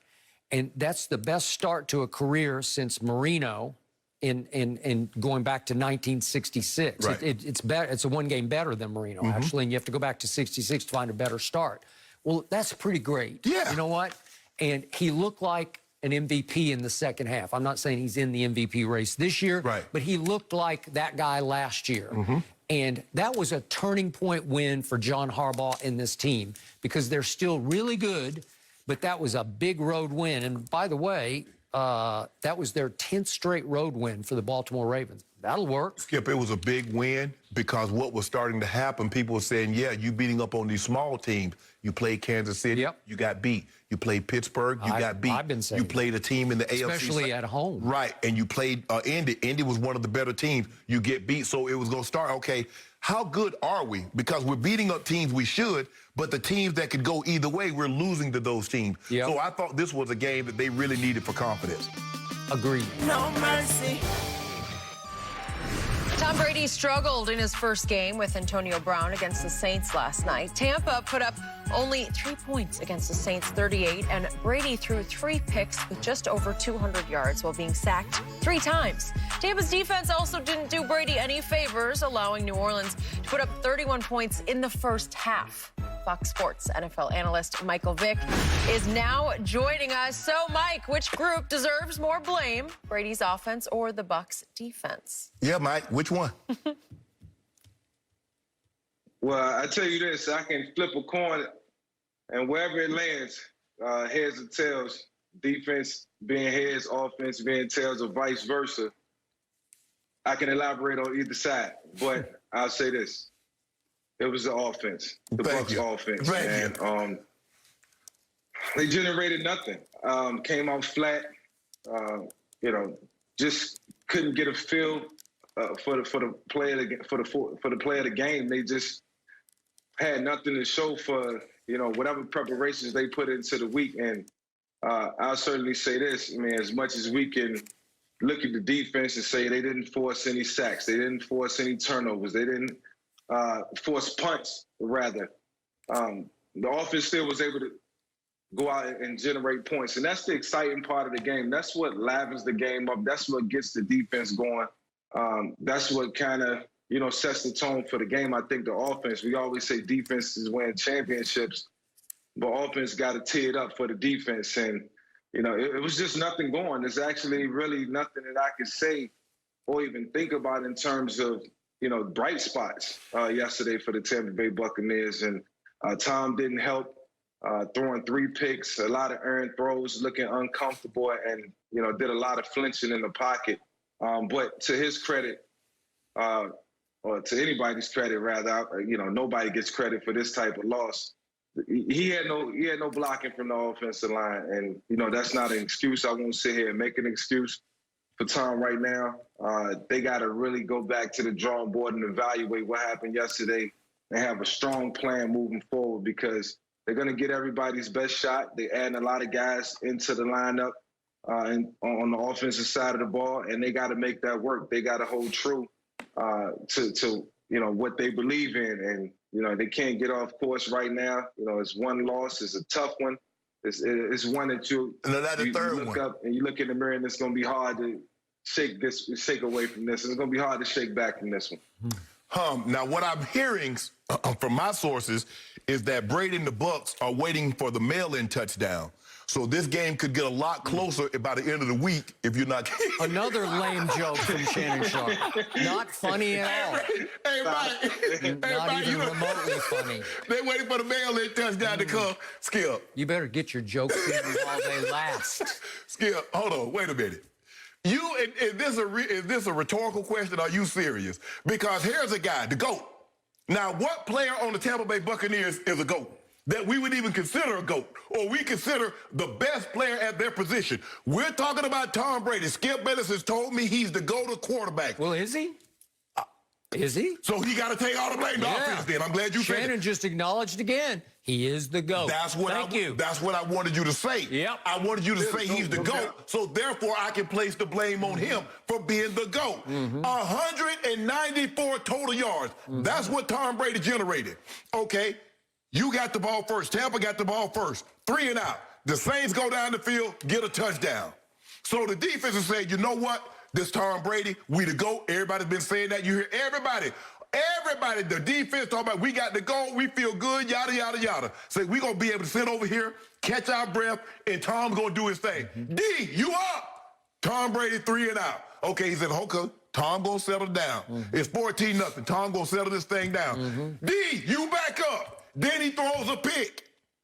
And you're going to put that on the defense. See, you never gave the defense credit that they deserve when Tom Brady wins. It's all about Tom. Look at what Tom did. Pro Football Focus says the number of big-time throws. Number 1 coming into this game. So where were the big-time throws at last night? None. Okay, what about a turnover? Fewest turnover-worthy plays in the NFL belong to Tom Brady going into this game. Mike, you see what they did there, Mike? 3 picks last night. This is what we do know. The next 2 guys, Aaron Rodgers and Patrick Mahomes, have fewer turnovers combined than what Tom Brady had last night. Let that sink in for a second. I'm talking about two quarterbacks that's played equal the number of games, have fewer turnovers than what Tom Brady had last night. But you want to crown him? He is who I thought he was. And everything. What is he? If everything is not perfect, he needs the offense, he needs the running game to be going, and he needs the defense to be playing lights out, and he needs a totally clean pocket. He needs everybody to come through there and go over that thing with a fine-tooth comb. Don't put anybody by his feet. Don't let nobody even look at him, because that's what he looks like. New Orleans has done it to him. Chicago has done it to him. The blueprint is there. And those two guards from Angola, Jack Rabbit and Marcus Latimer, say, go. And what's Tampa's record now? Oh, it's 6-3. Is that pretty good? Are you in first place in the division? Nope, not anymore. Hey, you would never go. And I told you got swept, too, by a division opponent for the first time in 20 years. So it is my turn to answer the question. Tom Brady was awful last night. It was one of the 2 or 3 worst games of his career. And if this is to be believed, the Bucs defense was even worse than Tom Brady was last night. Tom Brady has saved the defense again and again and again. 4 times in their 6 wins, they have fallen dangerously behind. How about 24-7 to the Chargers? How about 10-0 to Aaron Rodgers on that same field? 2 pick sixes. How about the Raiders going up 7-0 and 10-7 in Las Vegas? How about the Giants of all teams going up 14-3 and leading 17-15 going into the 4th quarter? What did Brady do in all 4 of those games? He saved the defense from itself. It gets off to slow starts, but unfortunately last night, so did Tom Brady. Why did it look so out of sync? Well, guess what, ladies and gentlemen? They were 6-2 with a group of receivers who were playing at a very high level. And all of a sudden, last night, game number 9, it's halfway through the year, they throw in as disruptive a force as there's ever been in this league named Antonio Brown. And they don't just play him 5 or 6 plays. They play Antonio Brown 39 snaps last night. 39 snaps? Well, wait a second. So Godwin played 47. Mike Evans played 43. And Mike Evans did not look happy all night long. And Antonio gets forced in and force-fed 39 snaps. And right away, out of his end zone in the second possession on offense, Brady's under duress, under fire, and he tries to throw it against the wind 60 yards to Antonio because he loves that little man. And he thinks he can be the difference maker and the game breaker for this team. Then he forces up a ball up the boundary, up the sideline, that probably would have been intercepted anyway, but Antonio stopped cold. And Brady's saying, well, we're not on the same page yet. The point is, if it weren't broke, why do you try to fix it? And they tried to fix it on the fly. Long term, this will pay off. Short term, last night, they were completely disrupted and out of sync. You see what he did, Mike? Now, he talked about the defense laid the egg, and he talked about they fell behind in Green Bay. They fall behind 10-0, and then they get a pick 6. And on the very next possession, they get another picket running down to the 1-yard line, and the game totally flipped. Thanks to the defense, because the offense was doing absolutely nothing. That was that one. And then what happened? Hold on. Brady took the game over. Whoa. He was doing nothing until the defense did their job. Okay, Monday night, the game, Daniel Jones going up and down the field, and what did he do? It was the defense, two crucial picks on Daniel Jones that flipped the game. But you won't mention that. Shannon, do you realize that Drew Brees almost scored touchdowns on his first 6 possessions of the game? This was the number 2 ranked defense in the NFL coming in. How can you do that? They punted one. What was your offense? The Bucs were forced to punt one time when it was 31-0. Go ahead, Michael. It's the reason why I said you can flip a coin and decide on who was the worst in this game, the offense or the defense, who played, at its most, demoralizing. At the time when they needed it the most, this team couldn't produce on both sides of the ball. And then, the New Orleans Saints, they've been questioned throughout the course of the season on offense and defense. At times the offense sputtered, at times the defense didn't play well, but, they never looked that bad. And for them to be able to pull it together last night when they needed it the most, on the road, versus a divisional rival, for them to be able to put it together, it just summed it all up for the Tampa Bay Buccaneers for me. This is a total team game. And if you can't pull it together at a time like that last night on one of the biggest stages, then good luck for the rest of the season and good luck in the postseason. So they got a lot of things to clean up, I will say. All I know is Tampa had 11 possessions last night. They got 3 points. I want to know what happened to no risk it, no biscuit. You kicked a field goal to avoid being shut out. That's embarrassing. No, it's not. You got to hold on. No. We don't do that. Trying to get Tom off the field, man. Yeah, no. Why was he in the ball game trying to pad his stat? But he padded him in the wrong column. Stats. He's the GOAT. He doesn't need to pad. Okay. Here you go. There is no Michael Jordan in football. I couldn't tell. Stop. I couldn't tell he the GOAT. He looked like Nanny GOAT. He don't look like the Billy Goat, because that belonged to Patrick Mahomes. Patrick Mahomes got that. You writing him off? No, You better get your shots in now. Skip. It's the only time. Skip. You finally have an opening to blast Tom Brady. No, good luck. I told you it was one game, but things need to be really well. The days of Tom Brady not having a running game and not being able to cover for him and him winning, those days are over. And by the way, there was another GOAT on the field last night, and he plays tight end, your position. Yes. He's the greatest tight end ever. Would you believe The that Bucs Gronk had 6 throws to he threw 6 targets? He dropped 3 of them. He caught 1 for 2 yards. He has been destroying the opposition for Tom Brady in the last 5 games. Well, they accounted for him, Skip. I thought they did a great job of putting Malcolm Jenkins. They played a lot of man coverage. They put Malcolm on him, and then they had those 2 guys, Jack Rabbit, and they had Marcus Latimer, guys that will get fit. Skip, you just can't let Tom Brady, you got to throw off his rhythm, Skip, because he's a timing guy. Now, you play zone and let guys run the area, Tom is going to pick you apart. Okay. We want him to clutch the ball at least once. He's no different at 43 than he was at 33 or 23. If you don't give him a little bit of time to step forward in the pocket, he is going to be... My homeboy don't need no time. Okay. My homeboy don't need no time. Well... My homeboy don't need no time. Are you saying he's better than Brady? Patrick Mahomes is absolutely better than Brady, right? He was lucky to win his 1 Super Bowl. He threw 2 late picks and got away with Hold it. on, Skip it. Stop it. No. Don't put him in the same breath.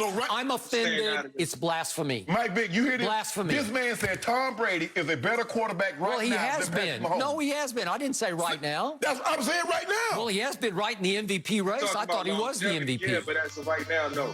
He ain't even close. No mercy. The undefeated Steelers were barely able to sneak by the Cowboys despite being heavy favorites yesterday. Garrett Gilbert got the start for Dallas and was able to pass for a touchdown, but also had 1 interception along with 243 yards. Dallas led by as many as 13 and was ahead for most of the game until Pittsburgh's game-winning touchdown with just over 2 minutes left. Michael Vick is still with us this morning. Mike, what was the biggest reason the Cowboys didn't hang on to win? Well, I feel like they just don't have the leadership or the personnel to finish games. You look at Garrett Gilbert, he played well. He put forth his best effort, and he kept them in the game. He made some plays, and there were some plays that he didn't make. And they ran the ball effectively, and, you know, it was all good for 4 quarters, you know, and to the very end. And then, you know, all of a sudden, the implosion. And you look at the Pittsburgh Steelers on their side of the ball, they got leaders everywhere, you know, guys who believe that they can come from behind and win. They've done it before. The Dallas Cowboys they haven't gelled together and been together long enough to say they can do that, or, you know, had character building wins. So it didn't surprise me that the Pittsburgh Steelers came back on the Dallas Cowboys. You know, defensively, Pittsburgh is still one of the best, and they believe in that. And all they got to do is just bring that energy. If they do, then they can shut down almost anybody in the National Football League. But for the Dallas Cowboys, man, it just comes down to consistency at the quarterback position. They're having some guys, you know, being able to walk up and down the sideline and get the guys going, encourage them, and give them that feeling like they still can win the game, or they're still in the game, even when they're leading. So they just didn't have that. That's what's missing, leadership and personnel. And you know, it's just no way right now that they can change that based on where they are right now in the season. I just think it's a lot of what you said, but I think it's too many mistakes, Skip. You can't turn the football over. And even though, Skip, Amari Cooper was pass interfered with, don't turn it over and you get a field goal out of that. You can live with that. And I get it. Just hold on to the football and don't turn the ball over. They have the most giveaways in the red zone of any team in the NFL. You can't take points away because points are at a premium, and you're already, Skip, you're already on a bind to score points. It's not like you going up and down the field, you averaging 35 a game. You give those points up. Skip, and also, Skip, the defense, they guess too much. Skip, why would you get beat on a slant and go? Just play your technique. I understand. And sometimes you start to force things. Like, I gotta make a play. I gotta make a play. We don't get turnovers, Skip. We don't get turnovers. I gotta make a play. And in the process of you thinking you're about to make a play, you give up a play. Steelers concern me, Skip, because they only had, 46 yards rushing. And then on 2 4th downs, Skip, they failed. That's a cause for concern. Gilbert is a little bit more athletic. I didn't know anything about him, Skip. Yeah, I know he went to Texas and he didn't do well there. He went to SMU. But he was a little more athletic than I thought. They put him on the move. He escaped harm's way. He made some decent throws. But as Mike was saying, good teams find ways to finish these games. When you're struggling, you will inevitably find a way to lose games. We say that all the time. Why they keep losing? Look at a team's record that has a losing record and look at a team that has a winning record and look at how they do in close ball games. The team that wins, they find ways to win close ball games. Team that loses, they find ways to lose close ball games. And your teams are... You know, I'll give you this. It is really hard to beat two teams at once. Don't do that, Skip. And that was the undefeated Steelers and the guys with the flags in their pockets. The guys who hate Jerry Jones and want to stick it to him at Jerry World. Everybody who watched this game knows exactly what happened. My Dallas Cowboys played well enough to win this football game. Garrett Gilbert shocked me. He played well enough to win this football game. My team deserved to win it and deserved to be right here, right now, in first place, albeit in the NFC least. They would have been in first. No, you'd have been you'd have second. No, they would have been, they'd had 3. Because we got one loss. Okay. The Eagles got one loss. That's true. It'll tie. Okay, but the point is, but the point is that everything went well enough except for the referees in the fourth quarter. 3 times, my team got all-time highway robbery. It was right off I-30, Dallas-Fort Worth, right at Jerry World, highway robbery, right before your very eyes in the fourth quarter. First play is they got it down at 3rd and goal at the 5. They're going in for 26-15 lead, and they got Amari on a little slant, and he puts his foot in the ground, and Joe Hayden is beaten on the play and just flat out tackles Amari. And it's not in traffic. It's isolated. You have to throw the flag on this. It is blatant pass interference that goes uncalled while Garrett Gilbert gets hit in the pocket, and it's just one of those unlucky things where the ball pops up in the air, and Minka just says, "Thank you, God, I'll take this," and runs it out of the end zone. The point is, Garrett Gilbert is jumping up and down celebrating because he thinks they threw a flag on Joe Hayden, but they threw it post-interception on a personal foul, on a crackback block. And I said, oh, we got this. No, we don't got this. They got the ball, and here they go. And that brings me to the most egregious call of the night. It's 8:36 left in the fourth quarter, and Ben's got it 1st and 10 at the Dallas 48, and finally Ty Crawford gets to Ben and rocks him, and he fumbles a football, and Olin Smith picks it up, and he's off to the races all the way down to the Pittsburgh 21-yard line. But a flag has flown because, wait a second, Jalen Smith made a legal block. All you do is you chuck the receiver at 5 yards. He chucked him, and there was nothing wrong with the chuck because he didn't grab him, he didn't hold him, he didn't impede him, he just chucked him at 5 yards. You can do it one time, one chuck at 5 yards. And because the man went down, they threw a flag that was unwarranted. And it cost me a 1st and 10 at the 21, going in for 26-15. If we pull that off, we win the game. You sound like Tom Brady begging for calls. No, I'm not begging for calls. These are outrageous calls, which leads to the final one after Ben airmails Chase Claypool with the throw on 3rd and 10 from the 21-yard line. This is with 4:03 left in the game. They called Jalen Smith for illegal hand to the face. He's trying to hit the football, and his fingertips hit Ben's mask. Just fingertips, and then the blow hits the shoulder. I'm sorry, I know it's letter of the law, but it's outrageous. They're going to have to punt from their 21, and it was still 19-18.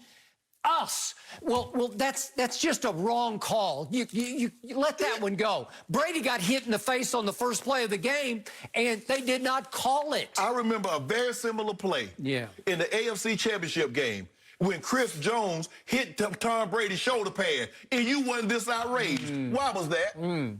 Because the first two were egregious. The Amari play and the Jalen Smith-Chuck play.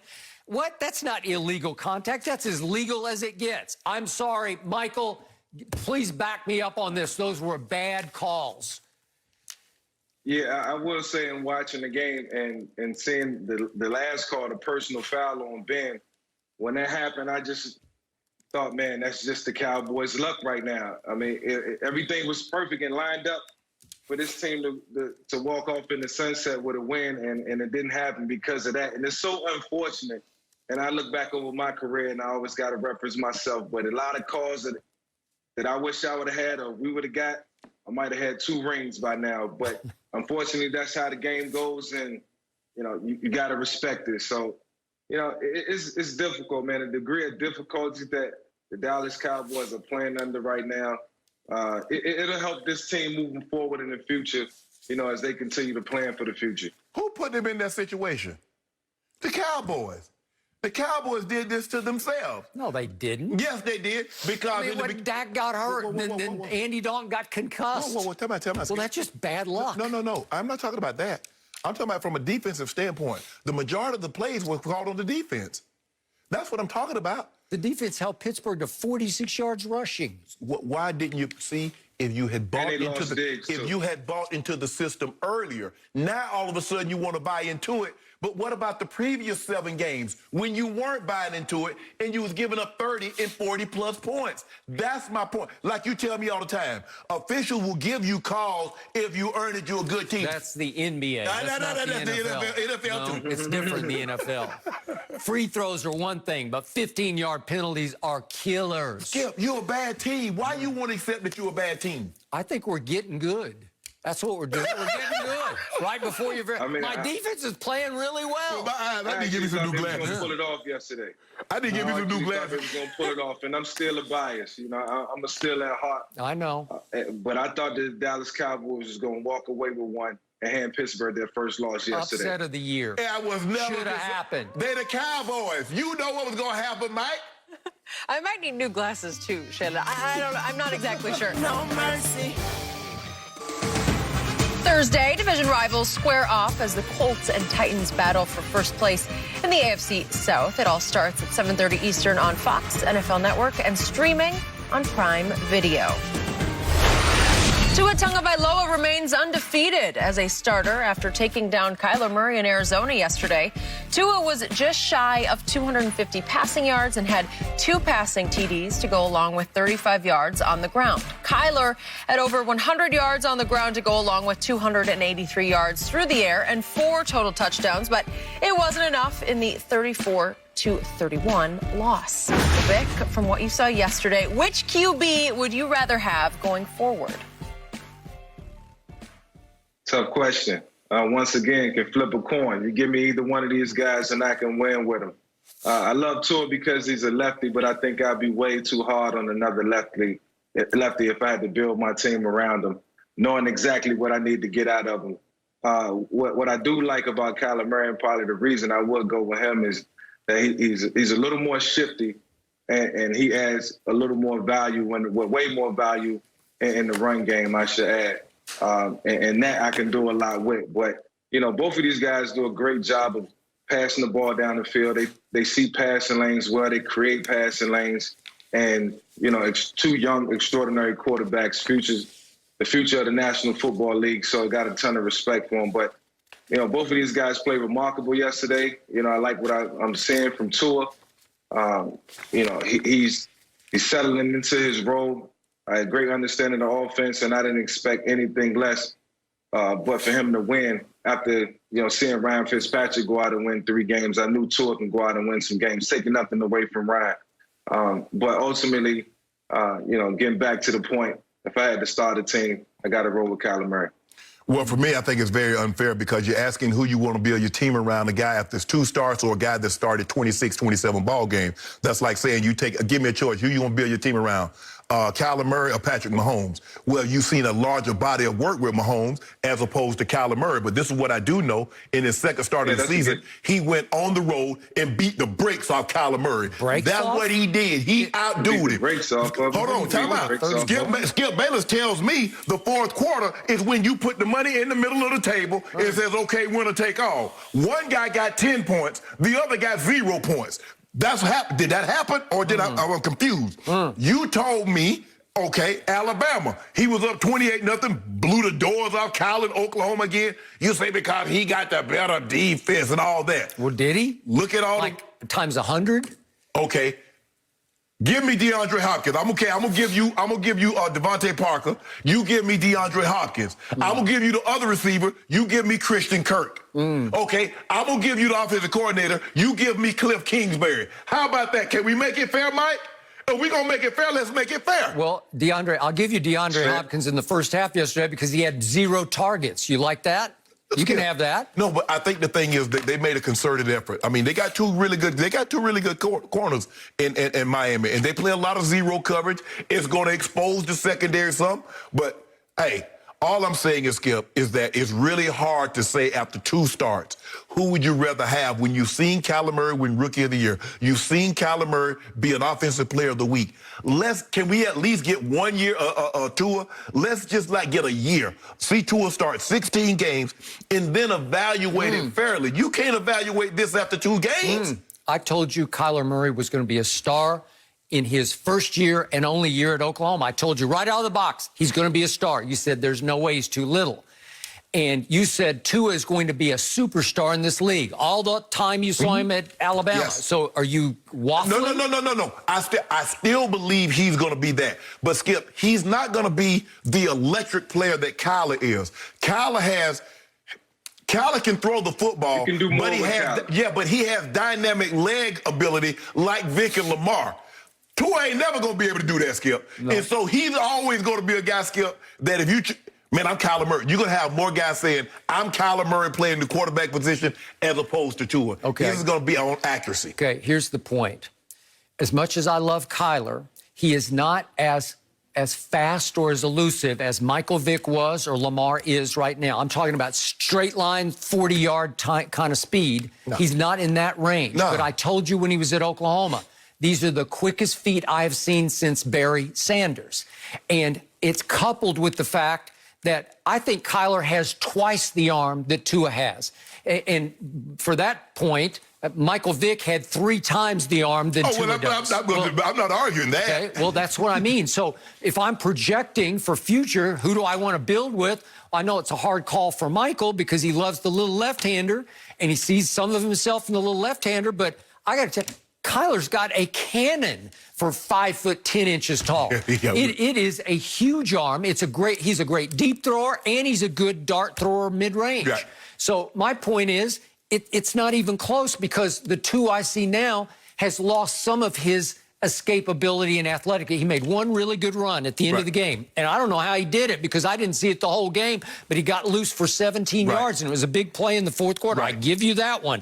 But the rest of the way, he had 6 carries for 18 yards. So he's not Kyler in athletic ability or escapability or quickness. Or I think the hip surgery took a little bit away from him. Well, obviously, it's because you throw with the rotation, and that's how you get the zip on the ball. But, Mike, what I was explaining to Skip earlier, there's a difference between rehabbing and training because he didn't get an opportunity to train. All he was trying to do was rehab, get ready for the combine, get ready for his pro day. So he really never had an offseason to train. Now, after this season, no injuries, knock on wood, hopefully he doesn't get any, he will be able to train and build that hip back up, build that shoulder back up because it's hard.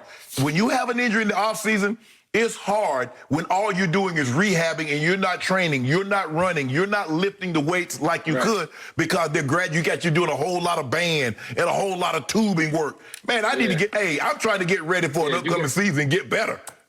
Yeah, you got to get out there and you got to take drops and you got to you got to roll left and you got to roll right and you got to emulate everything that you're going to do in the game and try to do a reenactment of what's to come and what you know. So, that builds bone structure that makes you stronger, it makes you better.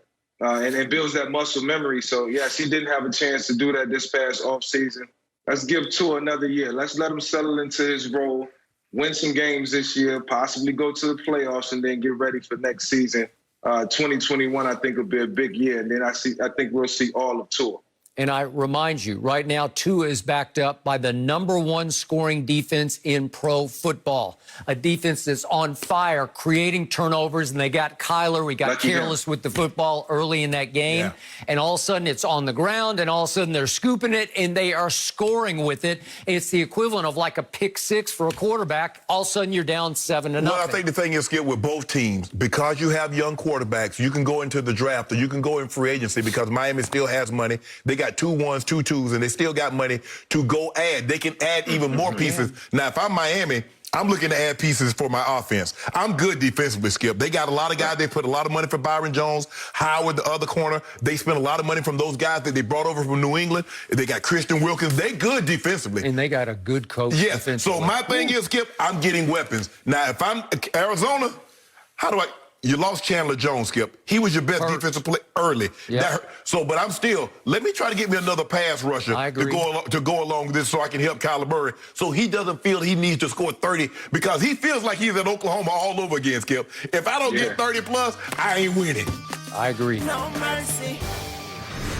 The Bills advanced to 7-2 after holding on to a 44-34 win against the Seahawks. Buffalo forced 4 turnovers, all on Russell Wilson, and they now hold on to a strong lead in the AFC East. The Seahawks defense only forced 2 punts from the Bills all day and didn't create a single turnover. So, Shannon, who deserves more blame, Russell Wilson or the Seahawks defense? Skip, this is why I didn't pick the Seattle Seahawks to go very far, to do very much in the playoffs, because their defense is atrocious. Skip, in the first half, Josh Allen was 24-28, 283 yards, 3 touchdowns, and they only ran the ball 3 times. Now, it's hard to win games in the league. And the problem that Russ is under, and we've seen some other quarterbacks under this kind of duress, when you have to go 100 miles an hour, because you know, Skip, if I don't get to 30-plus points, I'm not winning because my defense can't stop anybody. It puts so much pressure on you. He has to hold on to the ball. He has to take unnecessary risks. But what he cannot do, when your defense is playing as poorly as it is, you can't turn it over. Skip, he threw a pick in the end zone. He had 2 other. He had an interception. He had 2 fumbles, and so now he exacerbate a problem that's already bad. So for me, if I had to give blame, Skip, I'm gonna say it's 55-45 Russ, because what we've seen in the last 2 of the last 3 weeks, as you mentioned earlier, Russ is putting the ball. I mean, that's 7 turnovers. That's 7 turnovers in 2 games, and they've lost. Russ put up 34 points, and you would think, man, 34. Skip, that game was never close. That game wasn't close. Didn't they get it to 27-20? And then boom, he gone again. And then right back down the field. There's a reason why, Skip, they tried to trade for Aldon Smith. There's a reason why they were in the bidding for Jadeveon Clowney, because they can't rush the passer. And because if you can't rush the passer, I don't care how good your secondary is, and I don't think their secondary is really that good. When you can't put pressure on the quarterback and you let Skip, Josh Allen went 31 of 38 for 415. Let that sink in. A guy missed 7 throws on 38 attempts for 415. 55-45 Russ. But this defense, it's getting worse. I thought, they figured things out. They're getting worse, Skip. First of all, Russ just fell right out of the MVP lead.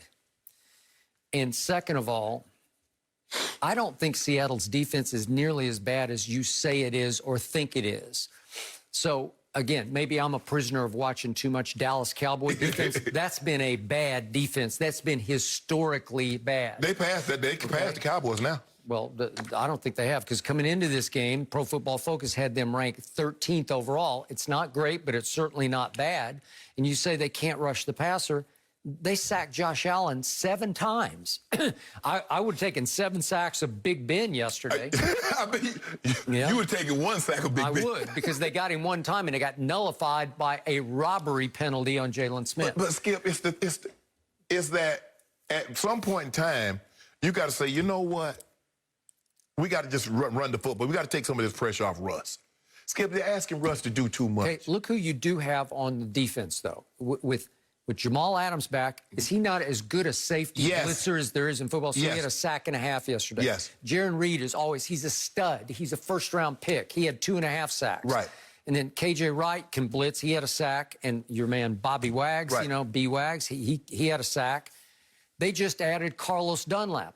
I love Carlos Dunlap, and he did not love it in Cincinnati. Right. And all of a sudden, he's free, and he's rolling, and he had 3 tackle for losses and 1 sack. Right. Okay? That all adds up to firepower. They shouldn't be as bad as they were. But you give up 40. Think about what you just said. They had 7 sacks and gave up 44 points. Okay? And yet, what a weird day it was in Buffalo, New York. They caught like a summer day, which actually benefited the home team. You would think that the Bills are built for foul weather like that game they played at night when they stunk. But Josh Allen acted like it was summertime again, and I'm out just playing catch. I said, that Josh Allen or Jim Kelly? Well, seriously, because he just lit them up. He lit it up. And I've told you from the start, Buffalo was my dark horse Super Bowl pick in the AFC. Right. And they have risen, they have fallen, but they rose yesterday, and all of a sudden they look like they are back in gear. And that's the thing, Skip, is that the reason, I think one of the reasons why you get a guy like Josh Allen, he played in Wyoming. Conditions. I got Conditions are going to be terrible more times than not. It was beautiful. It was like 75 degrees and no wind. A big guy that can throw through any elements. Now you give him a 70-degree day, basically a 65, 70-degree day, and he lights up Seattle. Skip, look, I thought Russ. I think I picked this on Fox Bay. I said Buffalo, not Buffalo. I think Seattle win by 3. Skip, I did not see this. I did not see Buffalo getting 44 points. But when you turn the ball over like Russ did, and he started to press, Skip, he started to press like, okay, we're down 14, we're down 21. I got to make a throw. And then there's like, okay, we're just going to sit back here because we know you can't run it. You got to throw it. And look, I really believe in Russell Wilson. I love Russell Wilson. So this may be a little bit of a cheap shot, but after these big loss, high turnover games, he takes no blame. And yesterday got me, and I didn't watch the whole interview, but from the sound bites I saw, he takes no blame. What did he say? He was saying, basically, I'm just paraphrasing, that, hey, we played very well on offense. We just needed to score a few more points. We needed to get to 45, and we couldn't get to 45. And it's to your point, he's trying to do too much. Right. But at some point, you have to say, man, I turned it over 4 times. Not twice. I turned it over 4 times. And, we needed to get to 45, but I helped them get to 44. You know what I'm saying? At some point, you're right, Skip. You can't continue because you had the game won. You wouldn't have lost to Arizona if you don't turn the ball over 3 times, and you threw one in the end zone, and here's another one. And you threw it one in overtime. Right, and you threw another one in the end zone yesterday, Skip, and then you threw one that Tre'Davious White ran down to the 1 yard, 2 yard line. Right, and he fooled you on a zone that looked like they dropped back into cover 4. He just got fooled, and he threw it right to Tre'Davious White. And then guess what? You got a sack fumble. The guy took it right out of your hands, and then you was running around, and the guy chopped, and you fumbled again. Russ, you had 4 turnovers. If your defense is not playing, whatever the case may be, if it's defensively, if your offense isn't playing well, you can't give up cheap touchdowns on defense. If your defense isn't playing well, you can't turn the ball over. Right. So if you eliminate all 4 of these turnovers, does Seattle win this game? Maybe. Yes. Yeah. Because he threw a pick in the end zone. Yeah. And then you allow them, because what happened, Skip, like you said, you basically gave him 7 points because White ran the ball down to the 2. Okay. So, again, Russ has had issues in the past with Legion of Boom, where it was quarterback versus defense. If he's not careful, he's going to have another quarterback versus defense issue going on here. And Russ was terrible on 3rd down. They were 3 of 12 for 25%. It was close everywhere else. But you can't turn it over 4 times. And I don't care how good your defense is. It's hard to overcome that, Skip. 4 turnovers. That was the one thing that was getting us beat. I mean, even with the 2000 Ravens, and this Seahawks team isn't the 2000 Ravens. When we turned the ball over twice, because they were getting the ball on the 2 yard line. I mean, we're asking sometimes they're holding the field goal, but you can't do that, Skip. Nope. You cannot turn the ball over 4 times and win in this league. Nobody, I don't know if there's a team that good, that consistent, and what we're seeing with Russ is that he has these high turnover games, Skip. We're not talking about 1. We're talking about 4. We're talking about 3. Yep. You're getting beat on those days. So I guess Brady creeped back into the MVP league, didn't he? You saw an MVP Thursday night, and you saw an MVP yesterday. I told you. Who? You know who. Who? You know who. A-Rod, right in the mix. A-Rod's back in the mix? 24-2. After that disaster he had at Tampa Bay? Let me ask you a question. Was that disaster he had in Tampa Bay worse than what your guy had in Tampa Bay against the Saints? Yes. Skip, he scored 0 the last 3 quarters. He had 10. No. Skip, your guy cooked a 48-yard field goal to keep him getting shut out. It's embarrassing. My guy had no defense. It's embarrassing. No mercy. Sunday, a huge Fox NFL doubleheader starts with Tom Brady and the Bucs taking on the Panthers. How will they respond? Then, in America's Game of the Week, Russell Wilson and the Seahawks battle Jared Goff, the Rams, or other regional action. So check your local listings for the games in your area. The Chiefs were huge favorites, but barely escaped with a win over the Panthers yesterday. Patrick Mahomes still finished with 4 touchdowns and a little under 400 passing yards in the 33-31 win as he propelled the Chiefs to an 8-1 record. Shannon, did Mahomes take the MVP lead yesterday? Yeah, he's clearly he's the MVP leader. And Aaron Rodgers is in second place. Skip, 25-1. No quarterback in the history has had this many touchdowns with this few interceptions at this point in the season, averaging 299 pass yards per game. 372 with 4 TDs yesterday, coming off the 416, 5 TDs last week. Skip, and people are like, well, all that protection. Patrick Mahomes has the most passing yards when under pressure. 684. Only Daniel Jones has thrown more passes under pressure. So let that sink in for a second. Teams are trying to heat him up, and he's beating them up. Averaging 32 points a game, second behind Seattle. Skip, I tweeted this yesterday. He's becoming like Tiger Woods in his prime. You would be foolish not to take him against the field.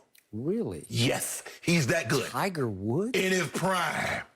This is what this kid, Skip, this is what he is. There's not a throw that he can't make. He can throw it for distance. He can throw it with accuracy. He can throw sideline to sideline. He can throw off the wrong foot. Skip, you see what they did yesterday? Andy Reid will allow this man to do anything. How you put the quarterback in motion? Bring him back. Make him spin around, and he throw a dart in the back of the end zone. I say, Andy, you just showing out, Andy.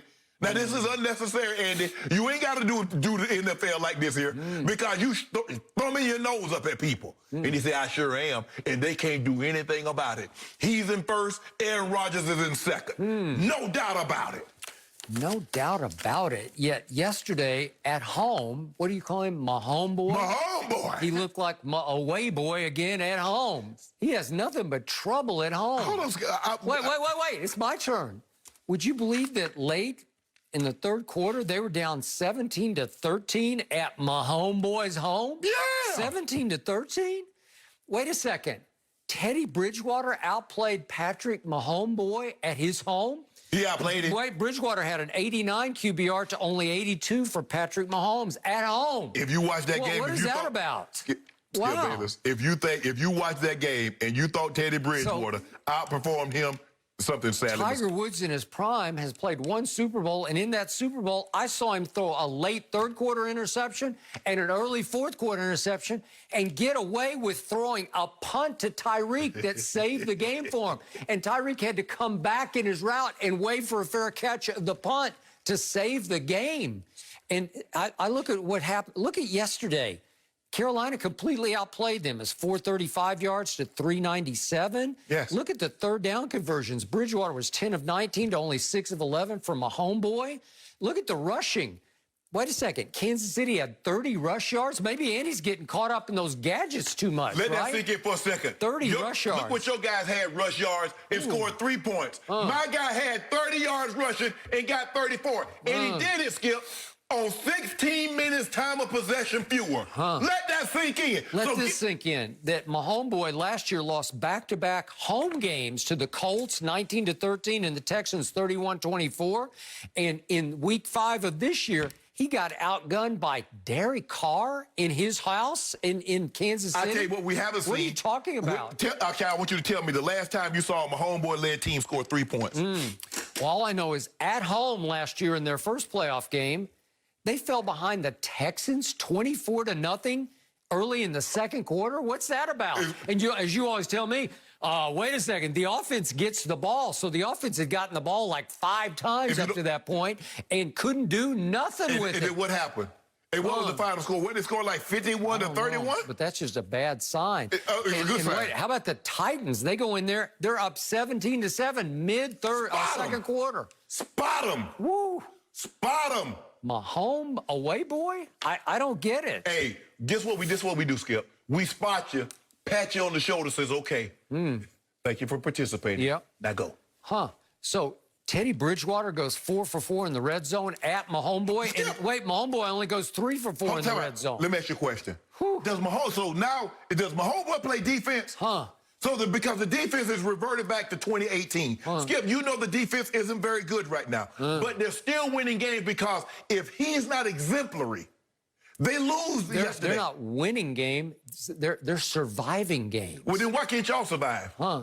Well, this is about your guy. You said he's a runaway MVP. He's Tiger Woods in his prime. Absolutely. And Tiger Woods never almost lost a home game in his prime. Y.E. Yang walked Tiger Woods down. He had a 2-shot lead at the PGA, and he got walked. Okay, what's your point? Is that Tiger Woods in his prime? That was coming out of his prime. No. All I'm saying is, Skip, is that when they would have tournaments, they said, you want Tiger, you want the field.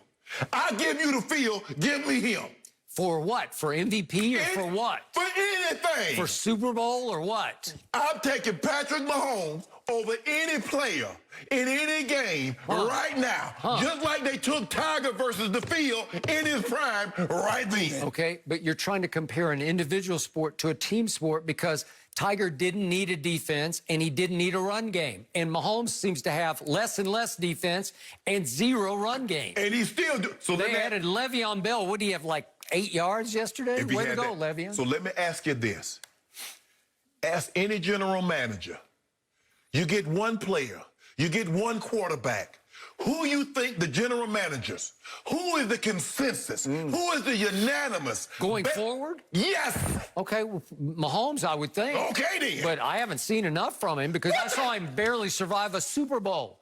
If Jimmy Garoppolo hadn't gone 3 for 11 for 34 yards and an interception in the fourth quarter, we would be having a very different conversation. He would have lost it because he would have thrown it away.